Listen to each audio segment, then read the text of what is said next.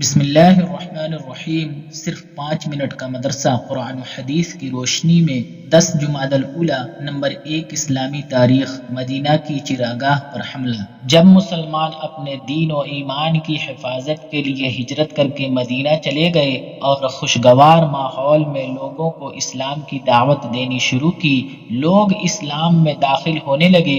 چنانچہ مسلمانوں کی بڑھتی ہوئی تعداد کو دیکھ کر کفار مکہ اپنے لیے خطرہ محسوس کرنے لگے، تو مشرکین مکہ نے مدینہ پر حملہ کرنے کے لیے جنگ کی تیاریاں شروع کر دی۔ ادھر مسلمان مدینہ میں امن و سکون سے رہنا چاہتے تھے، لیکن مشرکین مکہ جنگ کرنے کے لیے اہل مدینہ سے چھیڑخانی کرتے رہتے تھے۔ چنانچہ قریشی سردار کرز بن جابر فہری مدینہ کی چراگاہ پر حملہ کر کے 100 اونٹ لے بھاگا اور جنگ کی تیاری کے لیے مکہ کے تمام لوگوں نے سرمایہ لگا کر ایک تجارتی قافلہ ملک شام روانہ کیا تاکہ اس کے نفع سے جنگی ساز و سامان خرید کر مسلمانوں سے فیصلہ کن جنگ لڑ سکیں۔ بالآخر حضور صلی اللہ علیہ وسلم نے مشرکین مکہ کے ظلم و ستم کو روکنے کے لیے صحابہ کرام رضی اللہ تعالی عنہم کو ان کے مقابلے کی اجازت دے دی۔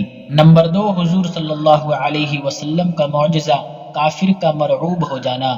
حضرت جابر رضی اللہ تعالیٰ عنہ فرماتے ہیں کہ ہم رسول اللہ صلی اللہ علیہ وسلم کے ساتھ ایک غزوہ میں جا رہے تھے۔ راستے میں ایک جگہ پڑاؤ ڈالا تو لوگ ادھر ادھر 2-2 3-3 کی جماعت بنا کر درختوں کے نیچے آرام کرنے لگے۔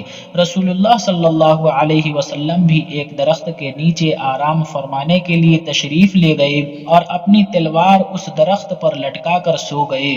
رسول اللہ صلی اللہ علیہ وسلم فرماتے ہیں کہ میں سویا ہوا تھا کہ ایک آدمی آیا اور اس نے میری تلوار لے لی۔ اچانک میں بیدار ہوا تو کیا دیکھتا ہوں کہ وہ تلوار لیے میرے سر پر کھڑا ہے۔ وہ مجھ سے کہنے لگا کہ تمہیں کون بچا سکتا ہے؟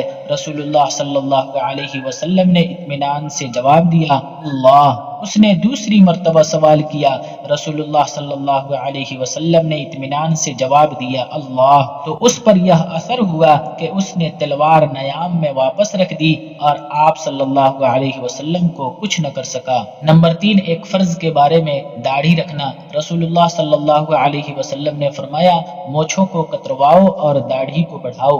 فائدہ، داڑھی رکھنا شریعت اسلام میں واجب اور اسلامی شعار میں سے ہے، اس لیے تمام مسلمانوں کے لیے اس پر عمل کرنا انتہائی ضروری ہے۔ نمبر 4، ایک سنت کے بارے میں، مغفرت کی دعا۔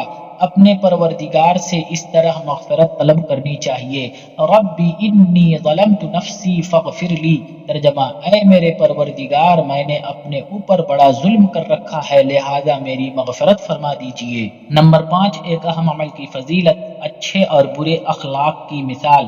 رسول اللہ صلی اللہ علیہ وسلم نے فرمایا، اچھے اخلاق برائیوں کو اس طرح ختم کر دیتے ہیں جس طرح پانی برف کو پگھلا دیتا ہے، اور برے اخلاق اچھے کاموں کو اس طرح ختم کر دیتے ہیں جس طرح سرکہ شہد کو خراب کر دیتا ہے۔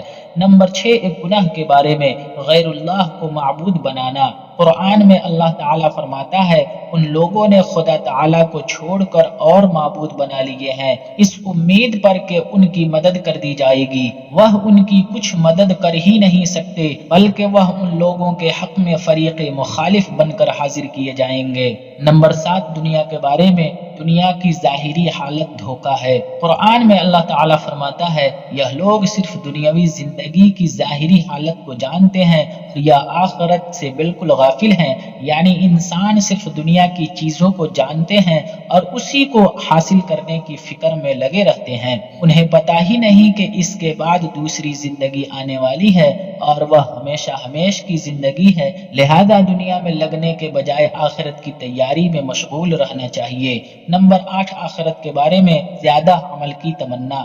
رسول اللہ صلی اللہ علیہ وسلم نے فرمایا، اگر کوئی بندہ پیدائش کے دن سے موت آنے تک اللہ کی اطاعت میں چہرے کے بل گرا پڑا رہے تو وہ بھی قیامت کے دن اپنے سارے عمل کو حقیر سمجھے گا، یہ تمنا کرے گا کہ اس کو دنیا کی طرف واپس کر دیا جائے تاکہ اور زیادہ نیک عمل کر لے۔ نمبر 9، طب نبوی سے علاج۔ بیماریوں سے بچنے کی تدبیر۔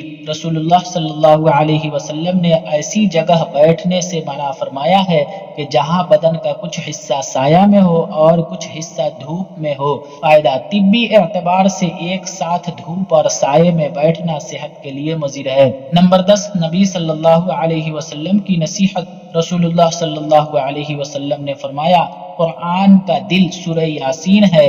جو آدمی اللہ اور آخرت پر ایمان رکھ کر اس کو پڑھے گا، اللہ تعالیٰ اس کی مغفرت کر دے گا۔ تم اس کو اپنے مرنے والوں پر پڑھا کرو۔